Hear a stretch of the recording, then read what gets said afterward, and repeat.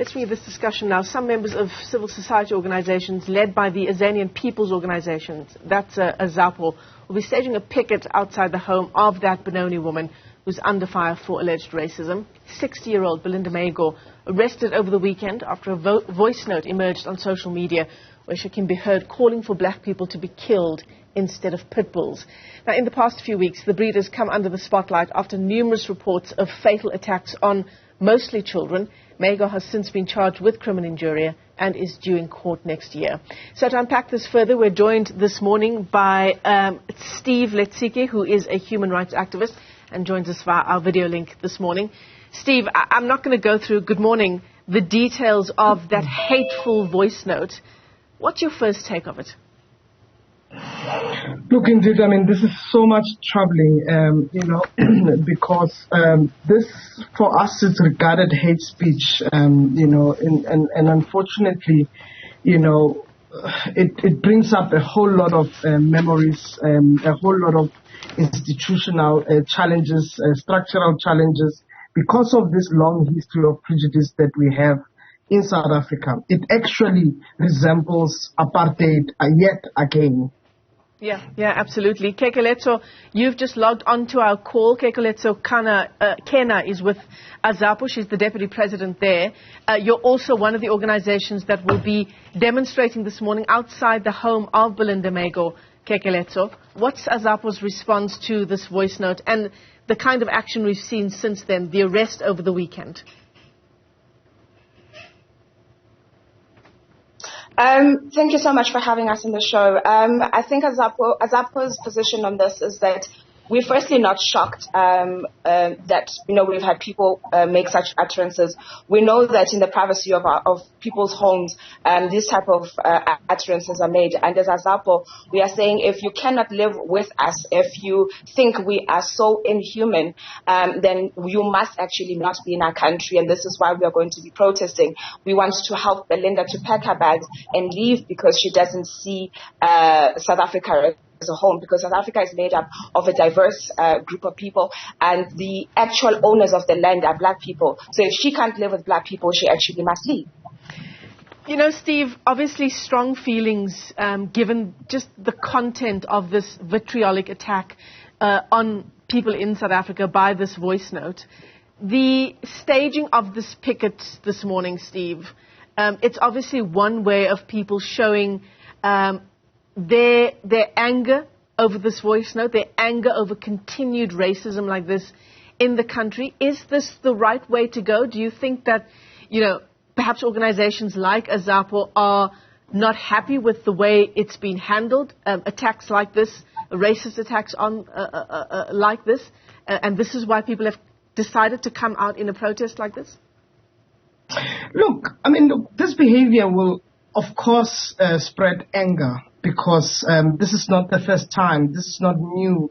This has historic element, because of discrimination, because of hatred, and also because of the potential harm this has not only on individual but on society at large. And like I said, we have a history of this prejudice, of this hate, and the demeaning of black people, and here we are even equated to even being bad, very bad, and dogs and animals are better than being human and being black.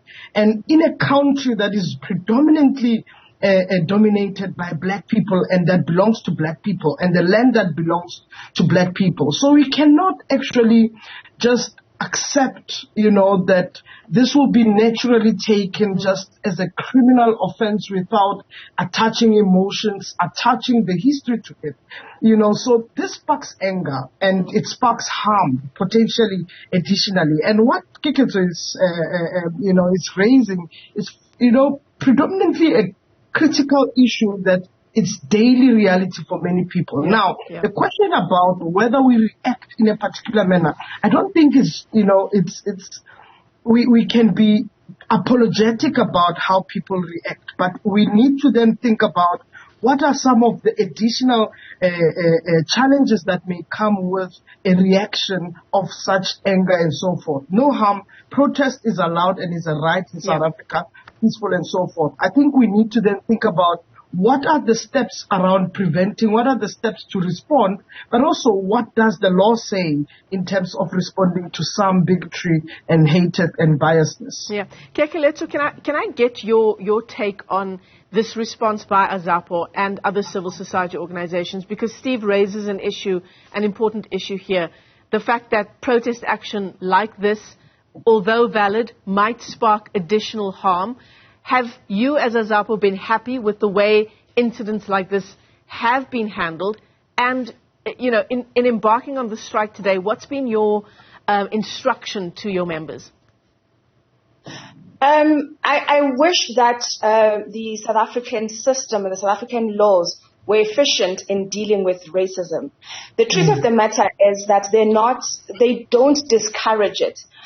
We've seen previously with the Sparrow case, and a little fine here, a little inconvenience here, and yet the hurt and the harm of dehumanizing an entire race over generation continues. And I think at this point, we want to do something that is drastic enough to tell every single racist that if you are racist, you actually have a better chance of being comfortable elsewhere than here, because we've seen that the system doesn't work. I mean, if you look at how this case was handled, she was arrested on the same day she was let off with the fine. And I'm sitting here as a black woman, still hurt.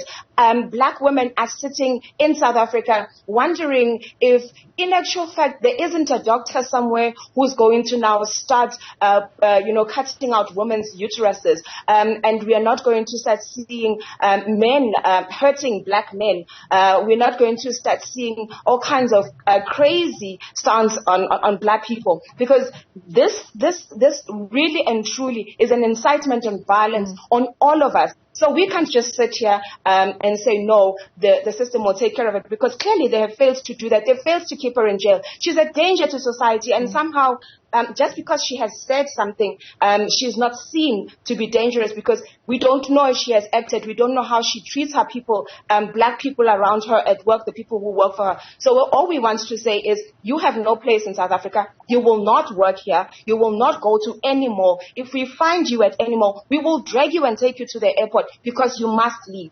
And we will start with you and every single client of yours that continues to give you business. We will go to their companies, we will pull them out, and we will drive them to the airport. Steve, your response to what Kekeletso is saying? Look, like I said, there's no doubt that social media, people use a lot of hate to weaponize, blackness. And indeed, the system have been efficient, but the system can be utilized. And I think the justice system is very much strong, to be utilized to challenge these narratives, to challenge the injustices. Yes, we've seen over time what has sparked, vulnerability, what has sparked social anger and so forth. I think we need to put our justice system to test. I don't know how many people we're going to be trying to fly out, and fly out where? Because racism is not tolerated anywhere else. There's no country that wants to actually accept any racist for that matter. I mean, it's a universal issue. And it's a universal issue that we are fragmentingly challenging in a democratic manner. And our system is strong enough to be tested. If we need to amend laws, if we need to make sure that the hate speech bill that we are actually eagerly waiting for, because even of the constitutional judgment that says that Parliament had 24 months to complete hate speech and hate bill. It's now time for our country to actually pass that law and put this into a motion of making sure that those perpetrators who are racist must be held accountable. We stand by it.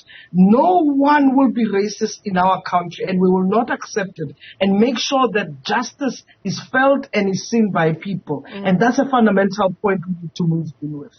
human rights advocate Steve Letsike, thanks very much indeed for joining us this morning. Azapo's Deputy President Kekeletso Khena also joining us for this conversation. In fact, Azapo, part of that picket set to take place today at the home of that 60-year-old Benoni resident, Belinda Magor. Still